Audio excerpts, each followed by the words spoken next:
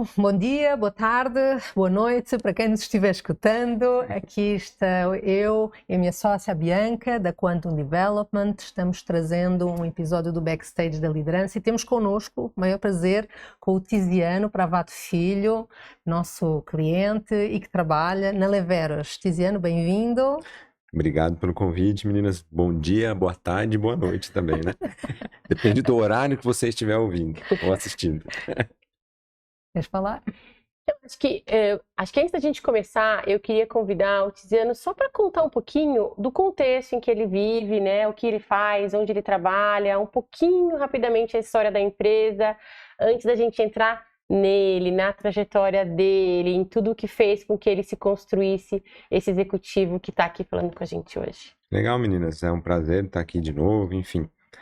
Bom, meu nome é Tiziano, eu estou como presidente da companhia hoje da Leveros, né? Leveros é um grupo que atua em climatização, mas o nosso foco mesmo é ser uma empresa de soluções e plataformas para o prestador de serviço, né? Para o instalador de ar-condicionado, que remete à origem da empresa, né? Lá atrás a gente era instalador de ar-condicionado, a gente foi prestador de serviço e no nosso processo evolutivo a gente chegou aí hoje como uma empresa que emprega mais de 350 colaboradores, que superou há uns 2 anos atrás a faixa de R$1 bilhão de faturamento, e é super legal contar a nossa história e falar um pouco dessa trajetória e acaba concorrendo com a minha própria história, porque eu estou há bastante tempo aqui, né? Eu tenho 41 anos, então eu tenho mais ou menos 41 anos de Leveros também.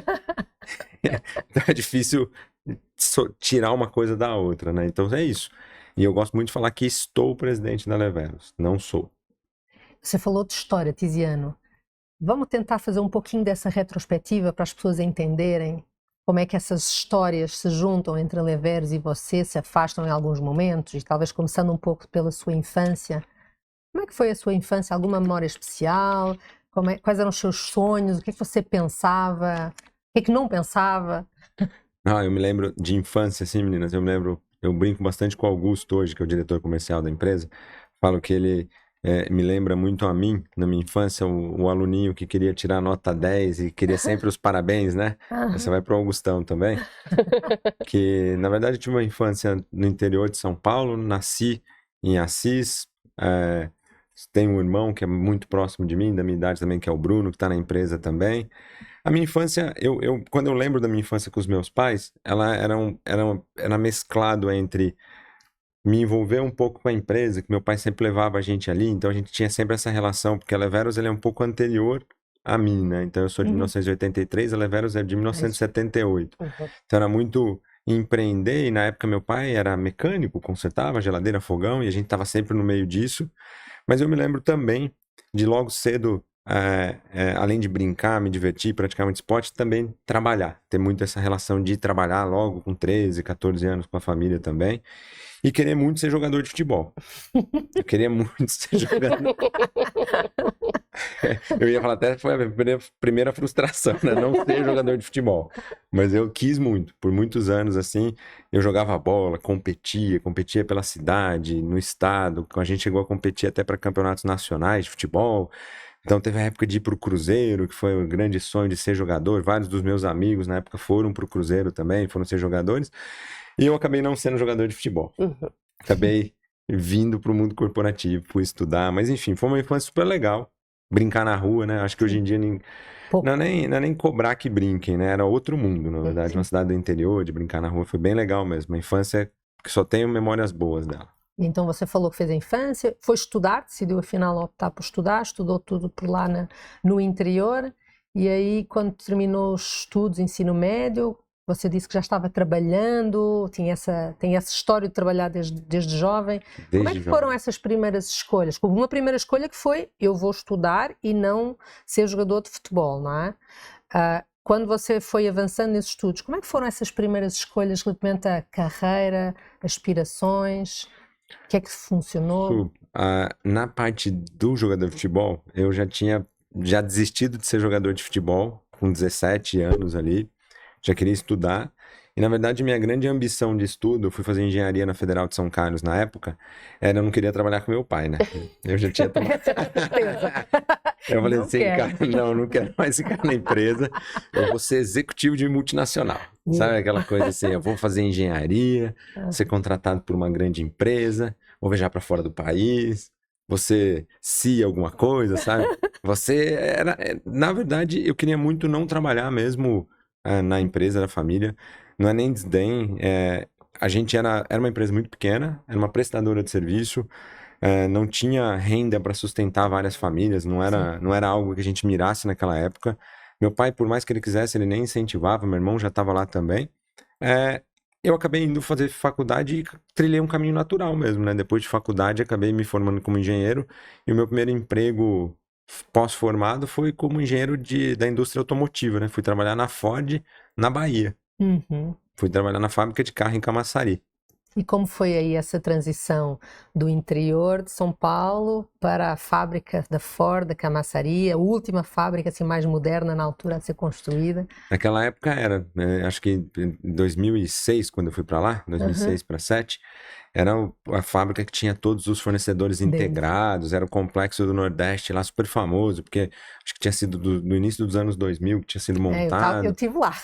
Não era? Era um baita complexo. Na época que eu fui para Ford, era um complexo que empregava, se eu não me engano, mais de 20 mil colaboradores, ônibus para tudo quanto é lado, era enorme, era um negócio, era impressionante mesmo, né? Então, para mim, aquilo tudo era um mundo novo, né? Ir para Salvador, fui morar em Salvador, aí veio o sonho eu brinco com a minha mulher, né? Eu falava, na época, minha mulher, eu conheci minha mulher na faculdade, e ela estava trabalhando em São Paulo, eu em Salvador, eu falei que ia ser surfista, sabe? Ia morar em Salvador, ia ser surfista, trabalhar na fábrica, só que não. Não teve jeito. Eu me lembro que na época que eu fui trabalhar na Ford, eu pegava fretado às 5h30 da manhã, 5h40 da manhã. Chegava na fábrica às 7, pro expediente começar às 7h15. Trabalhava até às 5 da tarde na fábrica, para depois pegar o fretado de novo e chegar às 8 horas da noite em casa. Então era assim, uma delícia, né? Mas é muito, muito ensinamento, linha de produção, trabalhar com botina, biqueira de aço, que pesa 1 quilo cada uma, e vai pra linha, aprende um monte. E era para aquilo que eu tinha sido formado. Na minha cabeça era, linha de produção, a otimização de processo. Não sei se vocês já perceberam, mas eu gosto muito de lógica, né? Diretivo, caminho mais sequencial das coisas. Então aquilo para mim era uma delícia, era uma maravilha, era aquilo que eu tinha que fazer, né?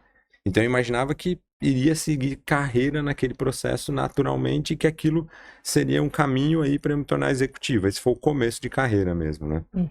E depois? Aí a gente vai descobrindo, hoje eu consigo contar melhor os porquês daquela época, né?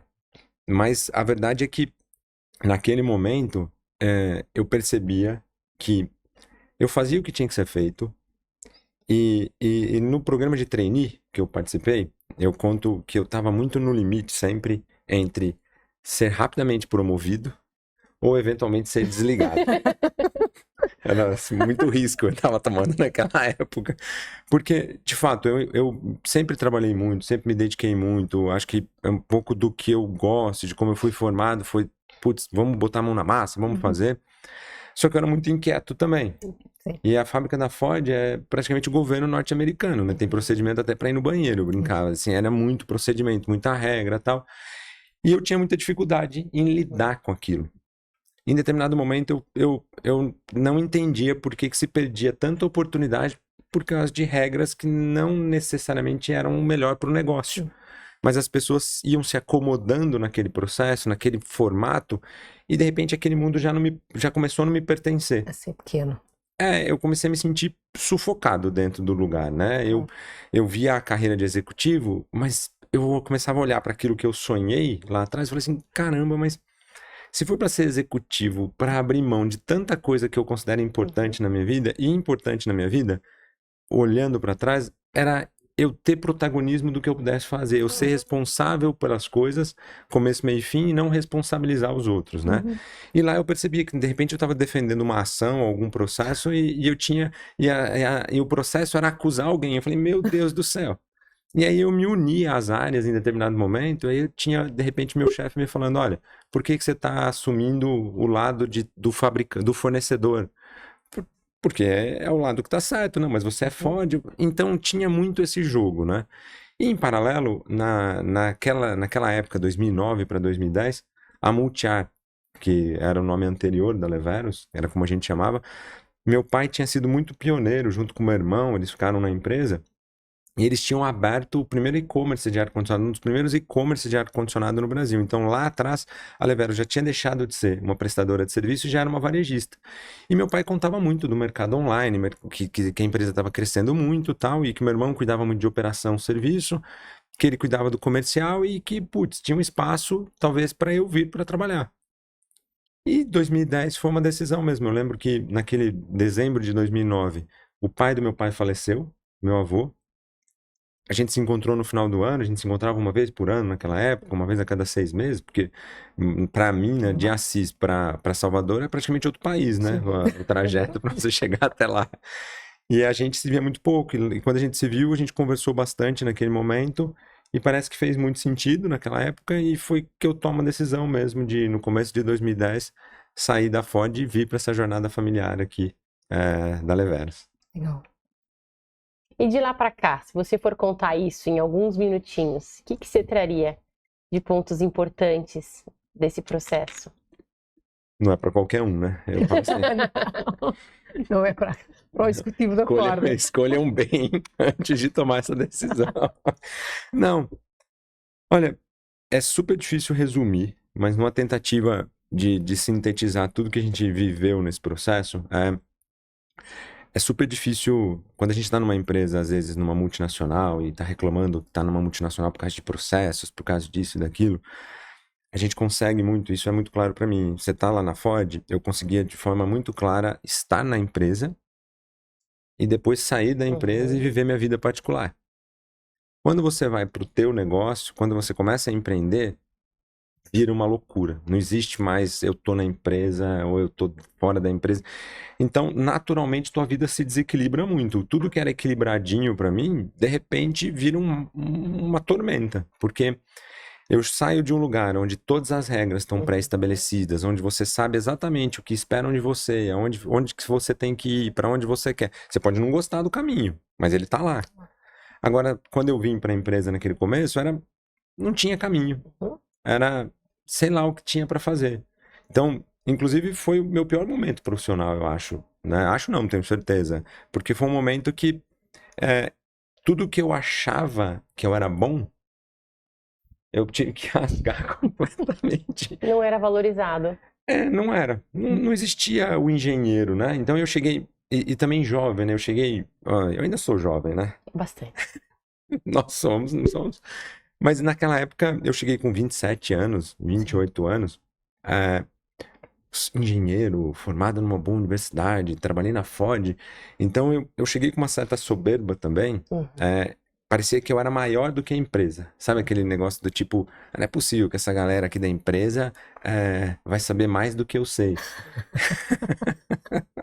Mas foi muito disso, sabe? A verdade foi essa, que chegar querendo impor uma série de coisas, querer pelo simples fato de eu ter vindo de fora, as pessoas tinham que me ouvir, ser o filho do fundador também. Eu acho que muita gente que tem empresa e que passa por esse processo de sucessão, né? Eu recentemente tenho conversado com outros empresários que têm esse mesmo dilema, que também é um fardo, né? Porque quando o fundador é bem sucedido, constrói um bom negócio, os filhos ou quem vai suceder é muito cobrado que seja uma performance dali para melhor, né?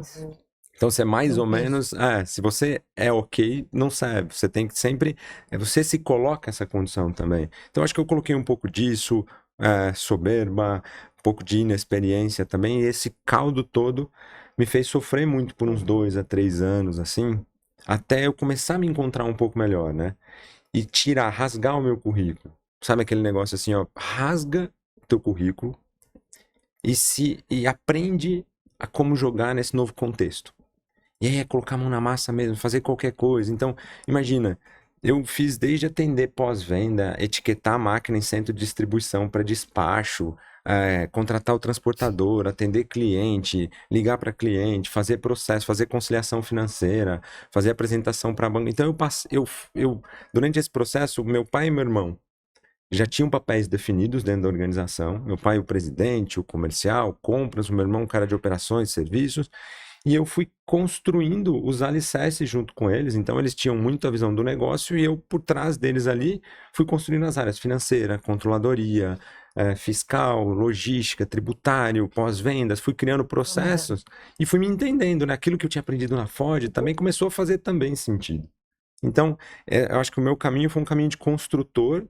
A gente se somou muito, meu pai, meu irmão, as competências, e a gente foi trazendo a companhia para a evolução.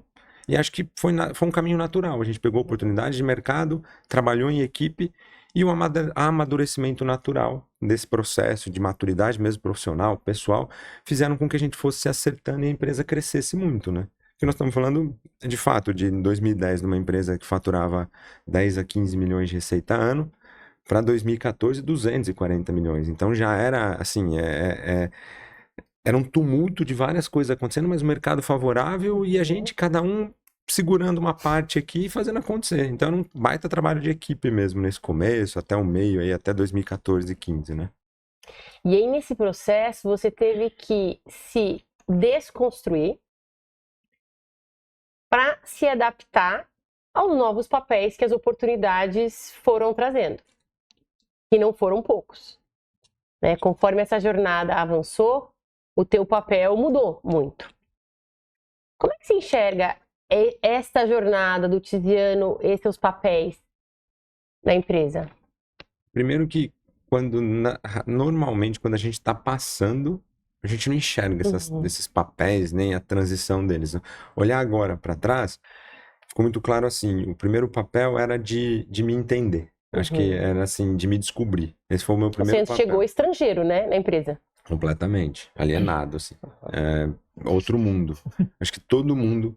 E aí eu fico com aquelas falácias do homem mais velho. Olha, quando eu passei por isso.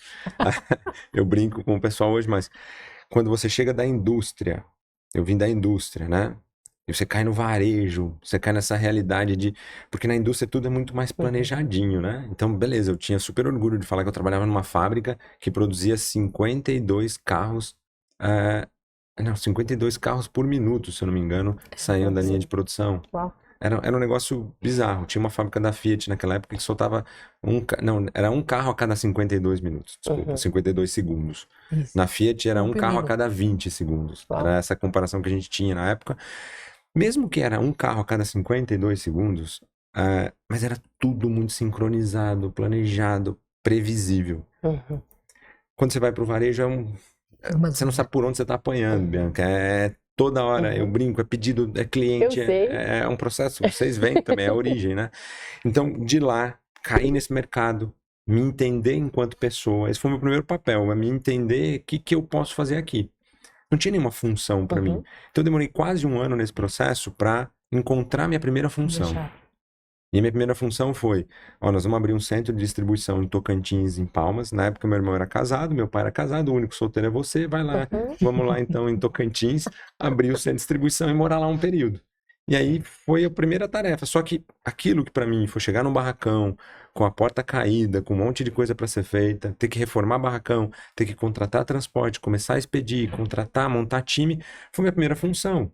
E a partir do momento que eu tive uma função operacional, seja ela qual for, mas para mim foi importante, então eu comecei a me sentir parte, então eu era o cara da logística, porque antes eu era no LinkedIn tá gerente administrativo, era um nome para se dar para qualquer coisa que eu estivesse fazendo com planilha, a gente brincava na época.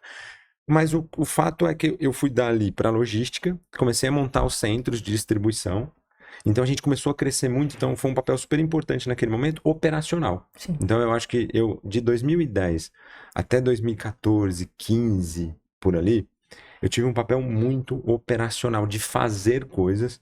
Imagina, a Levero chegou a quase 300 milhões de reais de faturamento sem nenhum gerente além da gente. Uau. Nossa. Era a gente Faziam mesmo, tudo. com assistentes, auxiliares, analistas, e a gente era os líderes, né? Então tinha um monte de gente que respondia, pessoas que respondiam para cada um de nós, e acelerando.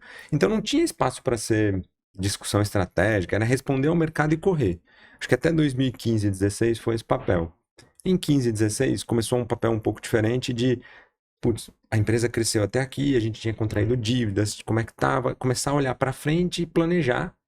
E foi nesse momento que a gente discutiu e eu assumi um papel naquele momento de fazer planejamento financeiro para a companhia, qual a melhor forma de captar recursos para que a companhia continuasse crescendo. E naquele momento foram as primeiras discussões de sucessão também. Porque a partir do momento que a empresa tinha ficado muito grande, começou a ficar muito grande, e a gente iria receber sócios, investidores, teve a discussão de sucessão também nesse processo, né? E eu considero que se eu passei perrengue entre 2010 até 2014, 15, de 2016 a 2018, disparadamente foi o pior momento assim, profissional, pessoal, teve muita coisa junto nesse período. Então, entre 2015 a 2018, a minha sogra, a mãe da minha mulher, faleceu também, a gente era super ligado, minha mulher super ligada a ela, a gente estava colocando um fundo, então teve um fundo de investimento que entrou como sócio da empresa naquele momento também, para a gente poder crescer mais, e logo depois que o fundo entrou, a gente estava falando sobre sucessão, então o fundo entrou já com a missão de que eu assumiria a presidência, a gente conversou entre a família naquele momento, que eu seria o sucessor e que teria essa transição. Mas foi um combinado de família italiana. Foi só falado, foi só um entrando. Foi assim, pode funcionar, né, tal, vamos aceitar um sócio aqui, ele investe, monta um conselho e a partir de então o seu Tiziano vai para a presidência do conselho, que é o meu pai, e eu assumo a presidência da empresa, no PowerPoint, no papel. Né? Aceita tudo. Perfeito. Só que a hora que o fundo entra, era uma empresa que crescia horrores até 2016, dobrava de tamanho, o fundo entra, entre 2016 e 2018 a empresa não cresce. A empresa não cresce, o mercado saiu de 4 milhões de peças de ar-condicionado para 2 milhões e 500 mil peças, e a gente começa um conflito imenso de lideranças entre eu e meu pai mesmo, conflitos mesmo, desalinhamento completo, junto com esse caminho de para onde a empresa vai, porque ela não está mais crescendo, o sócio entrou, como é que vocês cresciam antes da gente entrar e agora a empresa não cresce mais? Então, nesse período, foi um período, eu acho que deu descobrir a segunda fase do meu papel, que é sair do fazedor para começar e me transformar no líder mesmo, em quem seria o responsável por arquitetar tudo isso. Eu acho que nessa jornada foi ali que eu conheci coaching também, eu estava mencionando para vocês, foi quando eu fiz um trabalho com a Patrícia, na época, a Patrícia Gibbing, sobre um processo de conhecimento profissional, de autoconhecimento mesmo, né? De me conhecer enquanto líder, de me conhecer enquanto pessoa. E acho que um dos maiores aprendizados que eu tive naquela época, eu me lembro que eu responsabilizava muito o meu pai pelas coisas que estavam dando errado. Então eu, supostamente, tinha todos os planos para prosperar e o meu pai era o responsável por fazer tudo dar errado. E isso era a origem de todos os conflitos. Hoje eu tenho plena convicção disso, que a responsabilidade, 99% da responsabilidade desses conflitos, eu atribuo a mim mesmo, por não entender esse contexto, por querer responsabilizar, por justificar através dos outros. E nesse processo de autoconhecimento, acho que foi uma grande vitória para minha vida, foi entender que a minha mochila quem carrega sou eu. Que eu sou responsável pelas minhas escolhas, pela minha carreira, pela minha vida. Esse é um dos maiores aprendizados que eu acho que qualquer ser humano pode ter, porque a gente vê muito isso, né? No dia a dia, a gente conversa com quem responde para mim, ou para o conselho, para qualquer lugar que eu converso, a gente vê muito as pessoas falando, mas não deu porque fulano de tal não performou, porque esse não fez ou aquele não fez. E a partir do momento que eu entendi isso, e não é tão simples, foi mais de ano trabalhando em cima disso, entendendo por que eu estava aqui, qual é o meu propósito, né? E, qual é o meu propósito, né? Por que eu estou fazendo tudo isso? Encontrar isso foi muito importante para mim. Eu falo que hoje eu deixo escrito lá no meu LinkedIn, a frase é plantar sementes do bem, exponencializando ganhos coletivos. E esse é teu propósito. Ele resume por como eu quero seguir o meu caminho. Ele resume como eu enxergo que o meu caminho faz sentido. Então, se eu estou fazendo isso, e aí eu canalizo isso muito para a empresa, muito para as relações. Se eu realmente estou fazendo isso, por que eu estou justificando o insucesso com o meu pai, né? Deixa eu vestir a minha mochilinha aqui. Vamos desenhar essa nova Leveros. Como é que ela pode virar uma empresa catalisadora de boas coisas para o ecossistema? Então, naquela época, a gente chamava Multiar. O nome Leveros vem nessa época também. E isso aconteceu, e essa revelação do teu propósito aconteceu nesse momento em que vocês estavam não crescendo ou crescendo pouco. E aí você veio com uma visão mais de longo prazo e mais de abundância. Você vê? Numa empresa que agora, né? que não estava crescendo tanto. Como é que foi isso? Trazer as pessoas para perto de você e para acreditar nessa grandiosidade do que vocês poderiam construir? Não, pra mim é transformador, sabe? É legal porque contar essa história e depois pegar o gráfico de receita da companhia, porque entre 2016 e 2018 foi esse caminho de encontrar o meu propósito, me encontrar enquanto profissional e pessoa. Eu tive muita ajuda da minha mulher também, eu fico pensando o quanto ela... Porque eu quis muitas vezes desistir, sabe? Tipo, eu acho que muita gente se pergunta... Acho que a gente conta a história de que deu certo, né? E no final, e não é o final, mas a nossa história tá super legal. Mas durante esse processo também eu queria desistir, sabe? Eu sofria muito, eu chegava chorando em casa, eu chegava mal mesmo, né? Eu me sentia mal, porque você não quer, no fundo, fazer o mal, né? Eu não queria brigar com meu pai, eu não queria discutir com meu irmão, eu não queria criar todo o fuzuê que eu criava na empresa. E eu, nossa senhora, tem gente das antigas, os colaboradores, o Ale, o finado Ale, que morreu esse ano também, ele brincava muito, ele falava que parecia o Tasmania na companhia, assim, sabe? Mas a gente chegou a conhecer esse Tiziano no começo do nosso processo.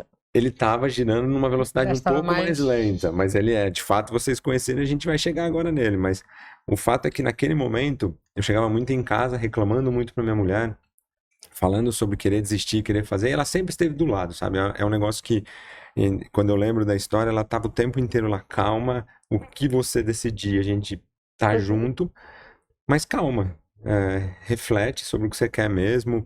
E era muito sofrido com a família, eu não queria encontrar daí. Então a gente trabalhava, eu não queria encontrar meus pais no almoço de domingo. Era horrível, mas era um sentimento que me bloqueava muito mesmo, porque eu queria fazer, mas não sabia como.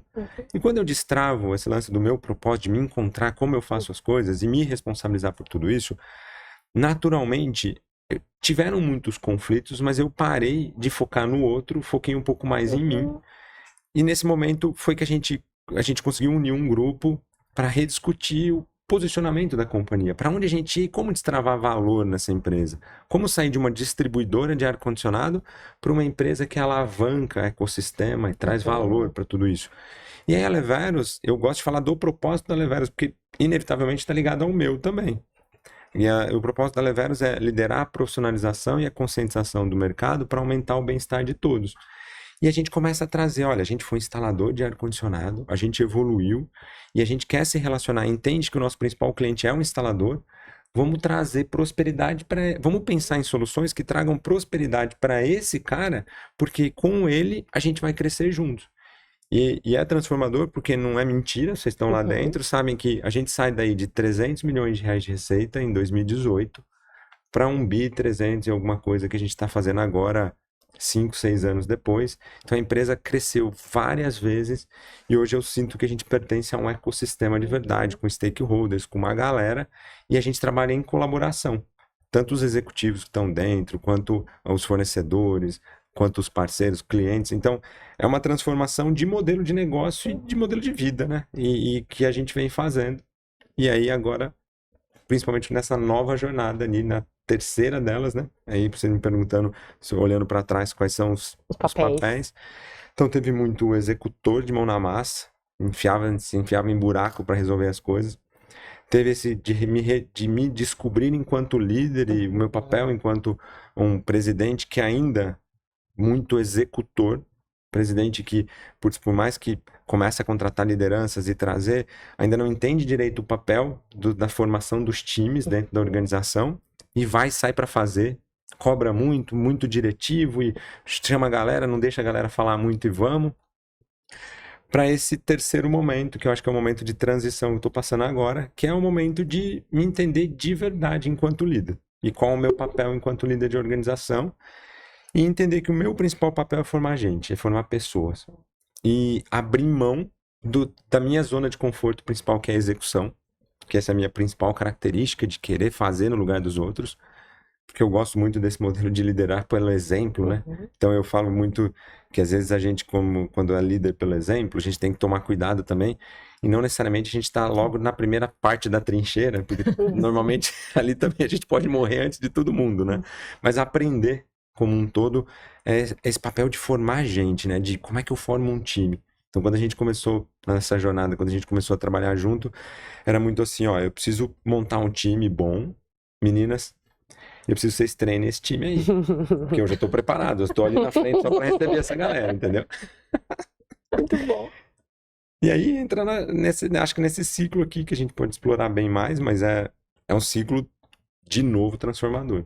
Que é o ciclo de, tá bom, eu preciso formar time, mas quem precisa mudar é você. De novo, aquele negócio da responsabilidade, parte do líder, parte da pessoa, parte do indivíduo.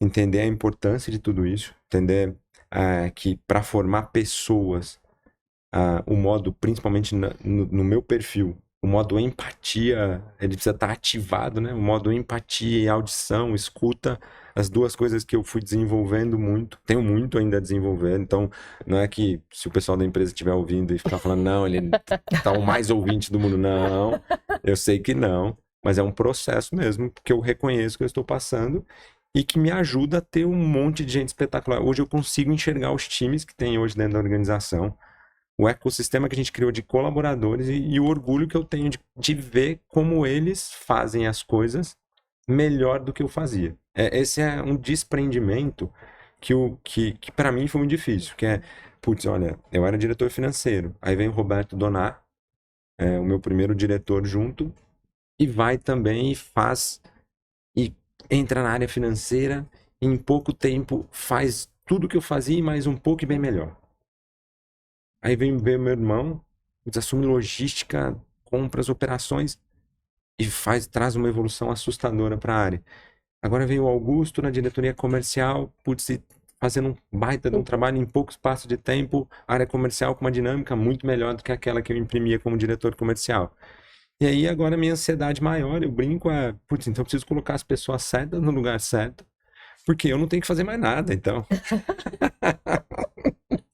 Que não seja ser exemplo, direcionar, estar junto com esses times, desenvolver esses times, trocar com esses times, fazer com que esses times decidam junto comigo o rumo que as coisas têm que tomar e garantir que eles estejam fazendo a mesma coisa com o time deles, que essa é a nossa missão do momento também, né?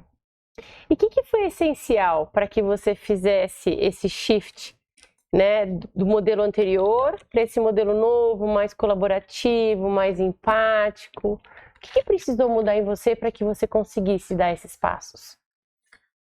Bianca, eu não sei. A gente só muda em condição. Eu entendo que a gente nunca muda. Mudança, eu brinco muito.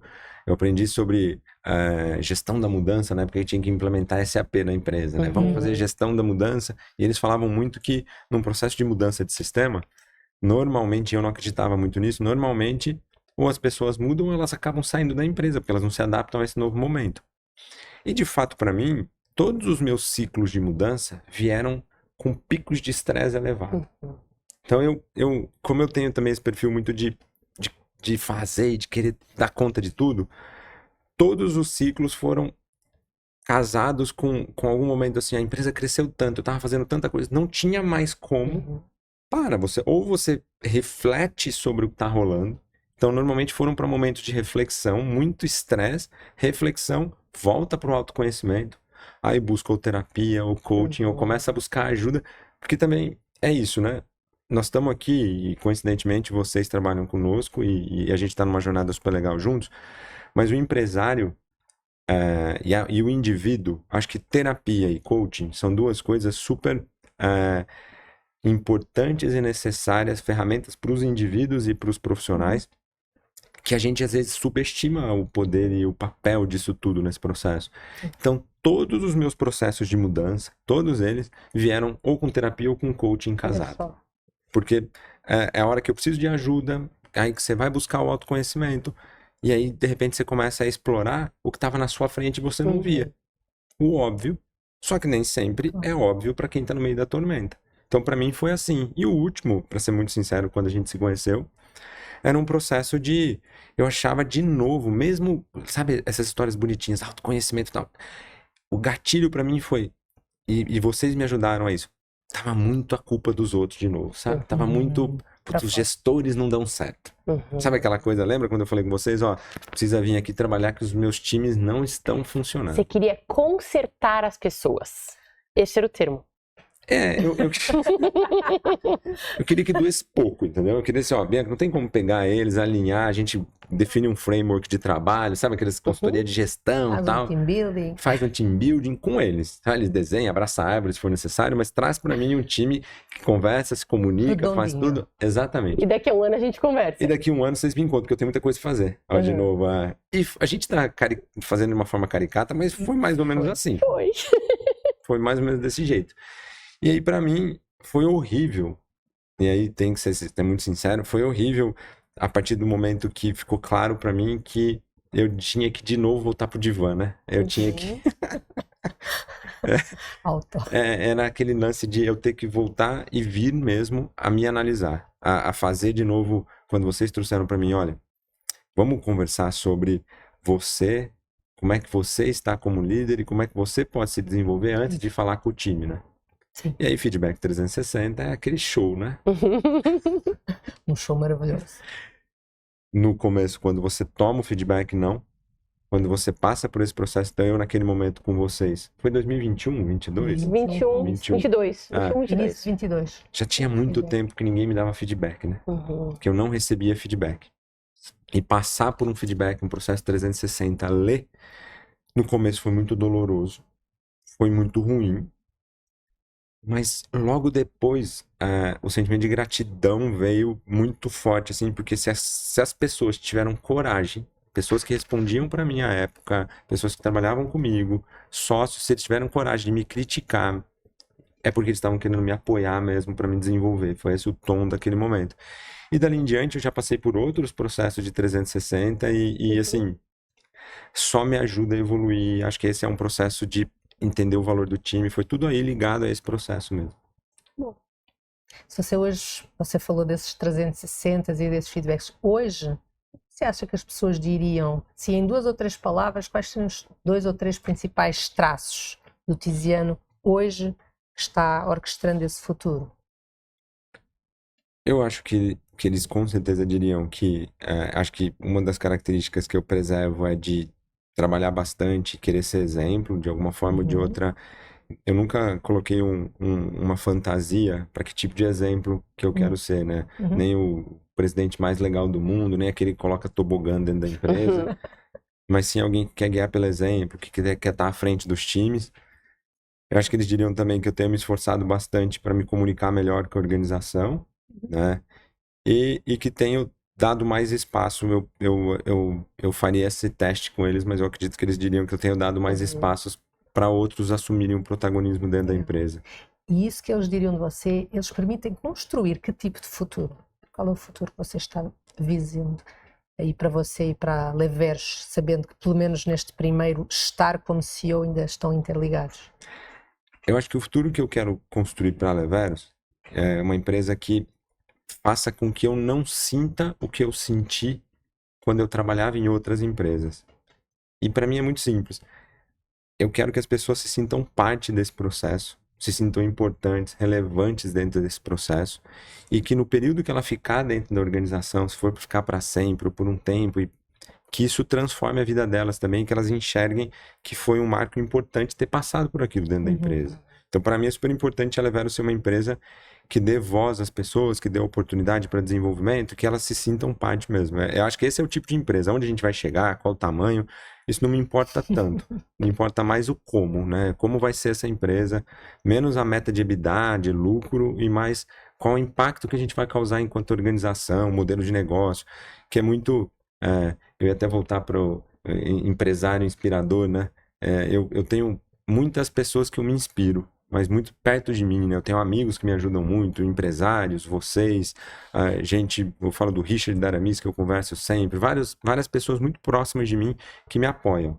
O IPO, que eu tenho participado, que tem sido fantástico, mas um líder que me marcou muito foi, se eu não me engano é John Mackey, eu não me lembro... John Mackey do Capitalismo John Consciente. Mackey, da Whole Foods, né? Eu tive uma época naquele período também dessa crise toda, foi uma febre de Whole Foods na minha vida, que era a história dele, aquele conflito dele de ser, ele não queria ser capitalista, ele era socialista, mas daí ele encontrou um modelo de negócio, na verdade, colaborativo.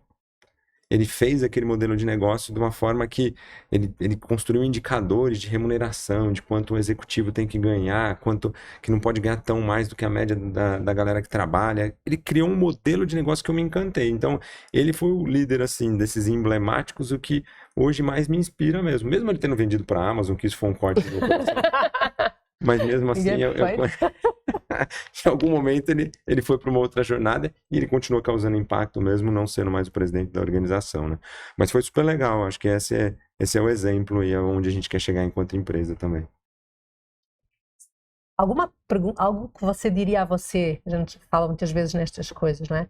Pensando hoje, olhando para trás, uma coisa que você diria ao seu eu quando estivesse no início de carreira? Ou você diria a algum jovem que lhe perguntasse? A palavra empatia, eu confesso que eu aprendi com vocês e muito com, não a palavra, mas o significado, né?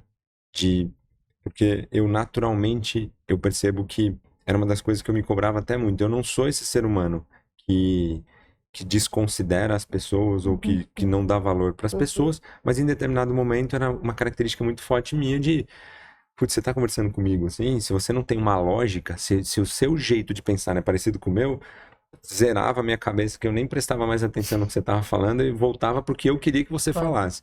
E empatia é sobre a gente respeitar, dar tempo aos outros, ouvir e entender o poder maravilhoso que é a contribuição do coletivo, né?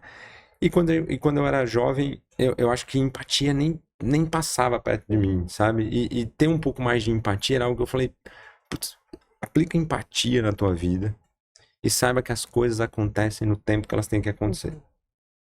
É isso. Bianca? Eu queria só agradecer o Tiziano por se abrir, por entrar aqui com a gente de coração como ele entrou, num momento tão cheio de coisas que estão acontecendo. E a nossa parceria significa muito pra gente. Então, você trouxe algumas vezes o quanto você tem aprendido com a gente, e eu poderia dizer que a gente tem aprendido em quantidades semelhantes. Então, obrigada por confiar na gente, obrigada por estar aqui hoje e todas essas outras semanas desde que a gente começou lá no final de 2021. É muito importante pra gente. Obrigada. E é maravilhoso ver vocês, o que vocês estão galgando, conquistando. É um orgulho enorme pra gente fazer parte desse ecossistema. Olhando em Jogos Olímpicos, não é? A gente vê que aqueles que ganham medalhas são aqueles que olham para dentro, experimentam, vão fazendo, voltam para trás e não desistem, não é? Tem um semelhante na forma como você dirige e faz as suas coisas na vida, que eu, hoje em dia, em termos de Jogos Olímpicos, faço essa conexão. Então, para nós é muito gratificante poder acompanhar essa jornada. Vocês fazem parte, eu que agradeço, de coração também, tá bom? Obrigada. Obrigado, meninas. Obrigada. Obrigado, viu? Até o próximo episódio.